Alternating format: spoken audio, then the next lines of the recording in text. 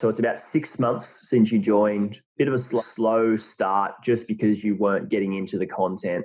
But the thing is that I find is really good, and what you've done is that sometimes people go hard on the content as soon as they join, and they learn all this theory. They don't put any of it into action, and then they end up dropping the ball and not getting around to doing what you've done is like rolling up your sleeves, contacting brokers, speaking to sellers, and looking at sites. As we were going through the due diligence, I was thinking to myself, like, oh shit, how long is it? It's going to take Jared to get back to me here. Like, I need to give the broker an answer, and like the support you gave me was just fantastic. I mean, less than 24 hours every time I had a question for you or something. So yeah, so we went through the one site. It had some PBNs associated with it. I didn't feel completely comfortable, and you were good. You sort of didn't sway me one way or the other, but you gave me great advice. And When a lot of people send me reviews, I like to ask them questions that lead them to see the whole picture and understand why the investment's not so good. So then the next time they look at another business,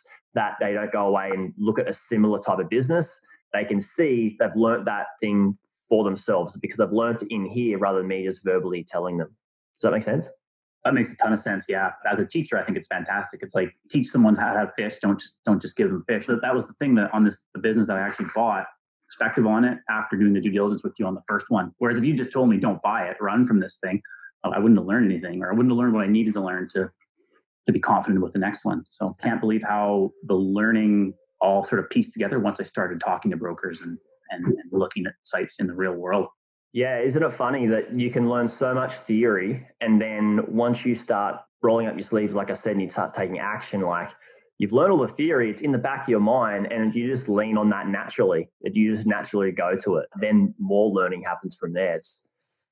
The action is a key component, isn't it?